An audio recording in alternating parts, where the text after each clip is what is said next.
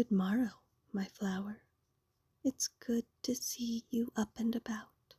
How are you faring? Terrible, 'tis understandable. Passing through the veil for the first time often tends to muddle the mind, especially for a mortal such as yourself. You needn't worry. Your wits shall fully return to you in time.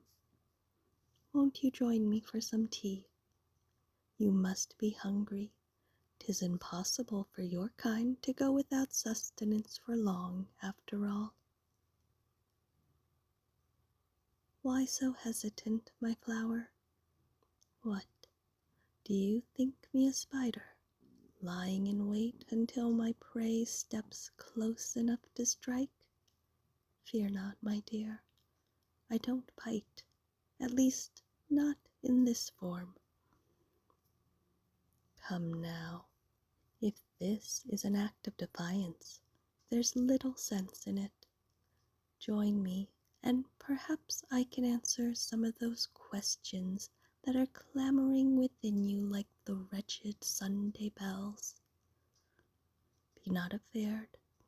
This is not Hades. Eating from my table will not doom you to an eternity in my realm. There, 'tis good to see your common sense prevail. Have whatever you would like. If nothing appeals to you, just say the word, and I shall send for something else. What do they call me? An apt question indeed. They call me Eowyn. I am the head of the Middle Mist Court. In human terms, you might call me a princess.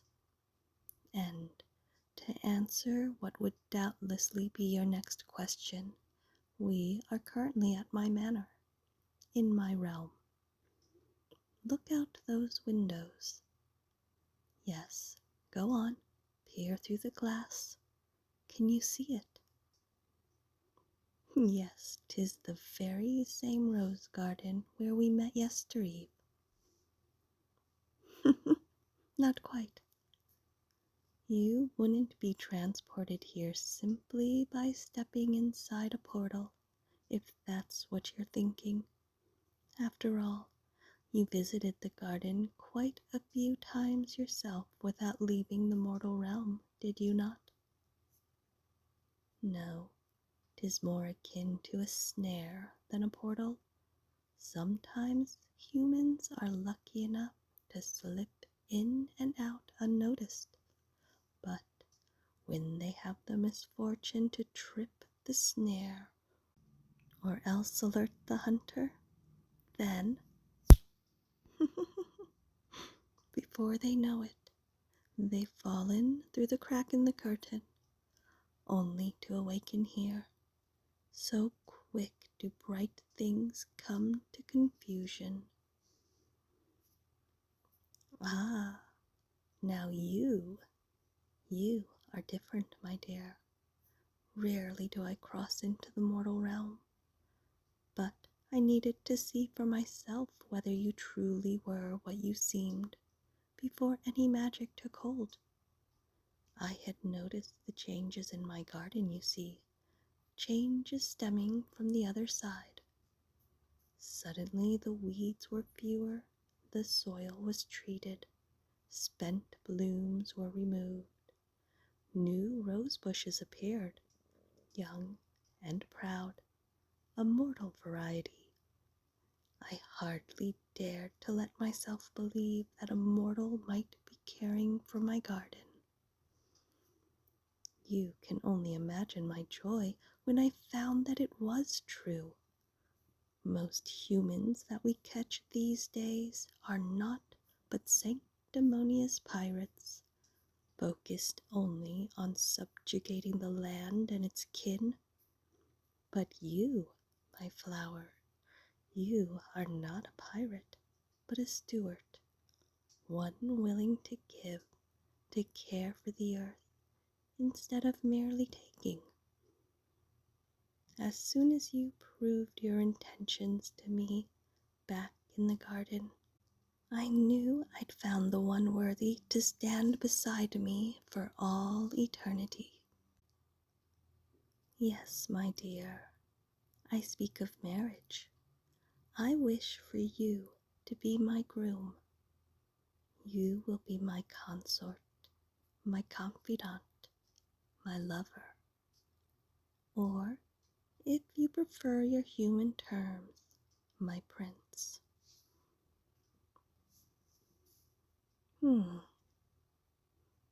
On the contrary, my dear, you being human is a boon. While we Fae can marry amongst our own kind, the politics can get rather messy. Occasionally, the unrest created by the shifting hierarchies has been known to destroy entire courts. But with a mortal groom, there's no such risk. You have nothing to fear from my kin. I promise they shall accept you, and if they don't, they shall answer to me. If you were a Fae, this would all be part of the normal courting games. But something tells me you're quite serious. Amusing that you think you can simply refuse. But you're forgetting something, my dear. I hold your name, meaning that until I release you, you are in my power. I'm wrong, am I? Why, pray tell? So, 'twas only your nickname that you gave me. Ah, very clever indeed.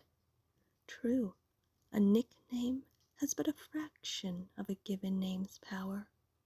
However, my dear, there is one other thing to consider. If you recall back in the garden, you offered yourself to me. Ah, but you did. You offered to help me, did you not? Perhaps, but what was your exact words? If you want, I'd be happy to help you. You never specified just what you were offering to help with, and what I need help with is ruling Middle Mist. After all, should I have naught but empty air in the seat beside me as I sit on my throne? Should I be forced to govern with the whispers of the wind as my sole adviser? No, I need someone to rule by my side. I need you, my flower.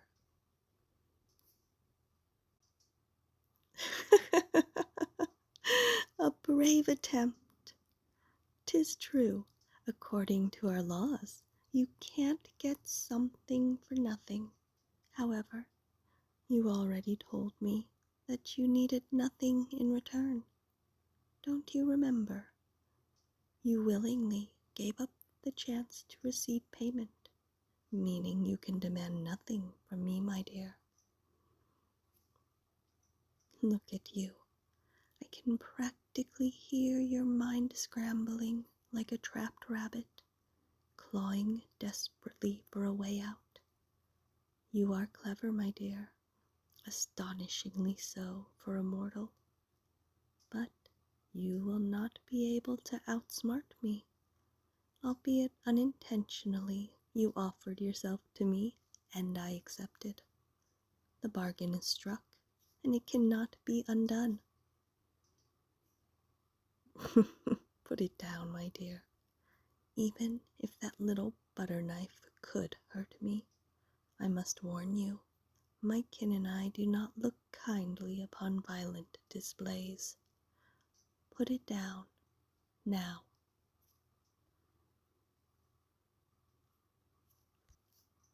I would also advise you to hold your tongue.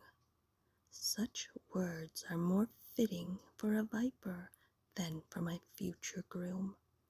'Tis a dangerous game indeed to insult a fae, let alone one of my status.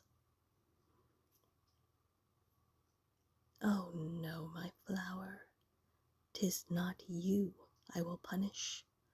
Rather, it will be another who bears the consequences. Someone very precious to you. Someone who you had once thought was lost for good. That's right.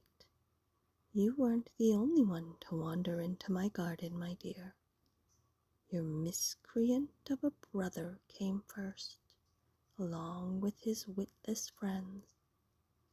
Unlike you, they decided to treat my garden as a tavern, carousing till dawn, tearing up my precious roses with their revelry. For his crimes, I bestowed upon him the ultimate sentence. He now sits in my prison, awaiting his execution. And why shouldn't I, pray tell? He bit his thumb at what we hold sacred. His debt cannot be repaid, unless, of course, someone else were to pay it for him. That's right. If you wed me, I might find it in my heart to have mercy. You promise your life to me, and his life will be spared. That seems fair, does it not? 'Tis long past the time for games, my dear. Either way, you shall be mine. But if you give yourself to me willingly, then your brother will live. What will you choose?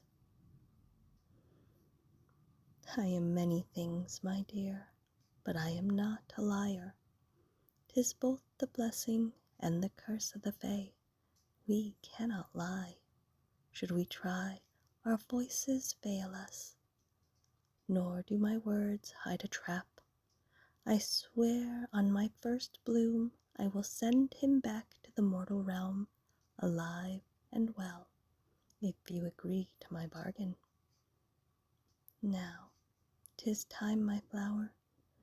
Do you truly love your brother, as you claim? Make your choice. Yet again, I am glad to see your sense prevails. Give me your hand. Ah, your flesh is as soft as a petal on my lips. Fear not, my flower. Our life together will be a happy one, I promise you. I shall ensure you are satisfied, mind, body, and soul. Now, let's raise a glass to our engagement, to our union, and to you, my flower, my own beautiful rose.